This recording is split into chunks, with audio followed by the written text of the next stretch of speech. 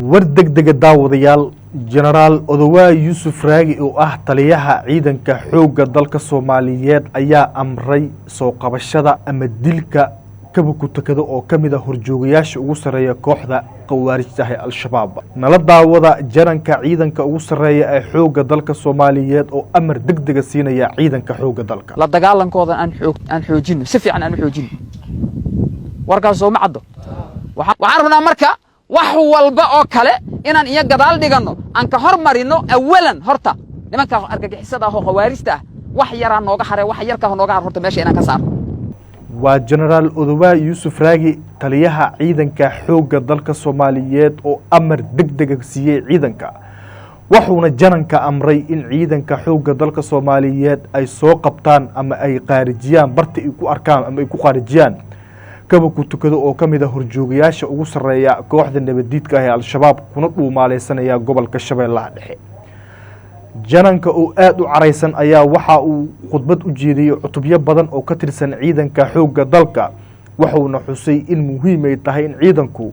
ay u diyaar garoobaan soo qabashada horjoogaha ugu sareeya kooxda nabadiidka ah ee al-shabaab ee qaybta gobolka Shabeellaha Dhexe kabukutakada wuxuuna amray in ciidanku ay ku dhaqaaqaan baadigoobka horjoogahaasi wuxuu amray askariga soo qabta ama qaarijiya ama askarti gacanta ku soo dhigta in uu dalacsiin doono abaalmarin uu siin doono waxaana hadda amar degdeg lagu bixiyay in sida ugu dhaqsiyaha badan ay ciidanka xoogga dalka Soomaaliyeed ay galaan baadigoobka ama raadinta kabukutakada oo kamid ah horjoogayaasha ugu sareeya kooxda qawaarijta ah ee al-shabaab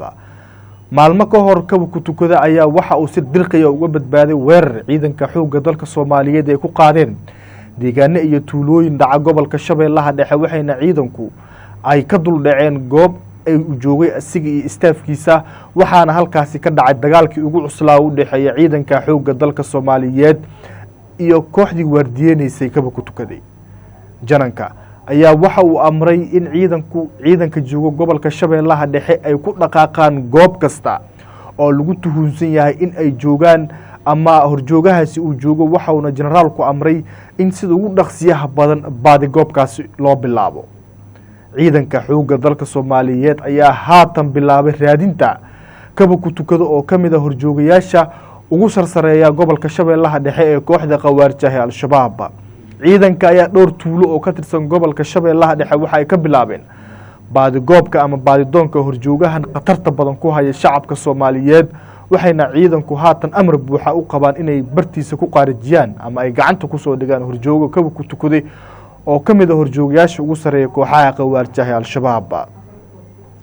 ciidanka ayaa haatan waxa ay bilaabeen howlgaladii ugu cuslaa oo ka soconaya gobolka Shabeellaha Dhexe waxayna ciidanku howlgalo ballaaran ay ka sameeyeen deegaanka Cadaan Lixi Cali Fool Dheere Cali Axmed iyo Ceel Baraf oo ka wada tirsan gobolka Shabeellaha Dhexe deegaanadan ciidanku howlgalada ay ka sameeyeen waxa ay ku baadigoobayeen horjoogayaal ka tirsan nabadiidka al-shabaab oo maalmihii ugu dambeeyay si dhuumaaleysiya u soo galay gobolka Shabeellaha Dhexe wararka ayaa waxay sheegayaan in maanta deegaanka Cali Fool Dheere ee gobolka Shabeellaha Dhexe ciidanka xoogga dalka ay kula dagaalameen kooxda qawaarijta ah ee al-shabaab iyadoona ciidanku ay dhowr jaha oo ka tirsan deegaankaasi ay duulaano culus kaga qaadeen horjoogayaal ka tirsan nabadiidka al-shabaab iyo maleeshiyaad halkaasi ku dhuumaaleysanayay wararka ayaa sidoo kale waxay intaasi ku darayaan in ciidanka xoogga dalka Soomaaliyeed ee haatan ay ku raad joogaan firxadka kooxda qawaarijta ah al-shabaab iyadoona ciidanku guud ahaanba deegaanada gobolka Shabeellaha Dhexe ay kaga dhaqaaqeen horjoogayaasha argagixisada ah al-shabaab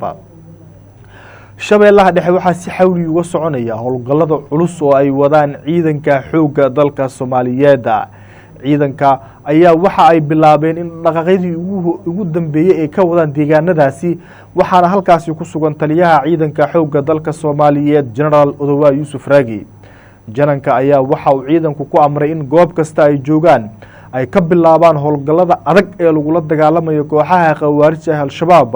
waxauna xusay in ciidanka xoogga dalka Soomaaliyeed haatan u diyaar garoobeen duulaankii ugu adkaa oo la galo kooxaha nabadiidka ah al-shabaab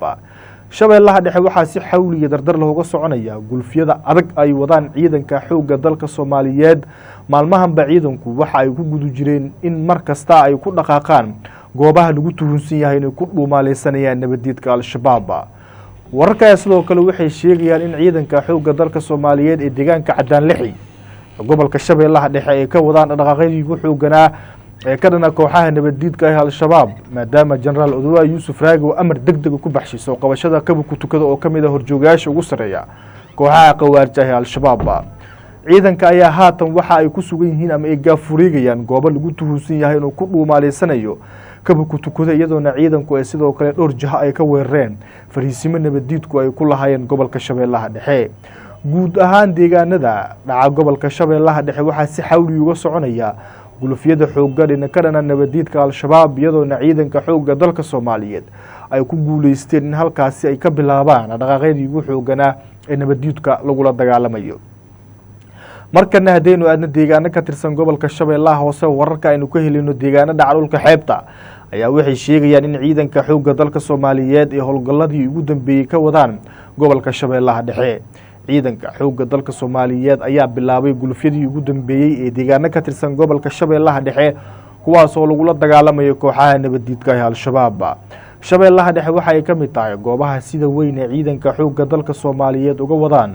howlgallada adag ee lagu dagaalamayo kooxaha nabaddiidka ah al-shabaab iyadoona ciidanku ay ku guuleysteen dhowr jaha oo ka tirsan gobolkaasi inay ka sameeyaan howlgallo ballaaran degmada Baraawe iyo tuulooyin ku dhow ay ciidanku maalmahanba ka wadeen howlgalladii ugu cuslaa ee lagu dagaalamayo kooxaha nabaddiidka ah al-shabaab iyadoona ciidanku ay ku guuleysteen in goobo hor loo ka tirsan gobolka Shabeellaha Dhexe ee dagaal adag kula galaan cadowga argagixisada ah al-shabaab haatan wararka aynu ka helino tuulooyin hoostaga degmada marka ayaa waxay sheegayaan in ciidanka xoogga dalka Soomaaliyeed subaxnimadan ay ku jarmaadeen goobo badan oo lagu tuhunsan yahay inay ku dhuumaaleysanayaan nabaddiidka al-shabaab waxayna ciidanka xoogga dalka Soomaaliyeed ay ku guuleysteen in dhowr jaha oo ka tirsan gobolka Shabeellaha Hoose qaasatan deegaanada dhulka xeebta ee degmada marka ay ka sameeyeen howlgalladii ugu dambeeyay ee dalka looga sifeenayo kooxaha nabaddiidka al-shabaab saraakiisha ciidanka xoogga dalka Soomaaliyeed ee ku sugan gobolka Shabeellaha Hoose ayaa inoo xaqiijiyay in ciidanku haatan ay wadaan dhaqdhaqaaqyadii ugu xoogganaa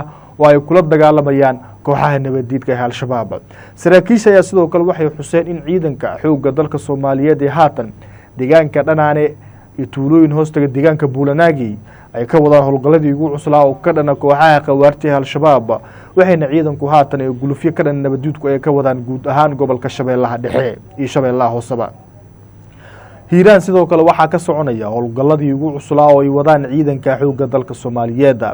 warka aynu ka helayna deegaano ka tirsan gobolka Hiiraan ayaa waxay sheegayaan in ciidanka xoogga dalka ay dhaqaaqyadii ugu xoogganaa ay ka wadaan deegaanadaasi waxayna ciidanku ay ku guuleysteen in goobo badan oo ka tirsan gobolka Hiiraan inay ka sifeeyaan kooxda nabaddiidka ah al-shabaab warka aynu ka helayno deegaanka Burdaar ayaa waxay sheegayaan in deegaanka Teedaan in howlgalladii ugu cuslaa ay ciidanka xoogga dalka Soomaaliyeed halkaas ay ka wadaan mabaaxi muqliga Cali Wasaay ayaa kamid ah goobaha sida weyn ee ciidanka xoogga dalka Soomaaliyeed uga wadaan howlgallada adag ee lagu dagaalamayo kooxaha nabaddiidka ah al-shabaab hiiraan waxa ay kamid tahay goobaha sida weyn ee ciidanka xoogga dalka uga wadaan dhaqaaqyada lagu dagaalamayo kooxaha nabaddiidka ah al-shabaab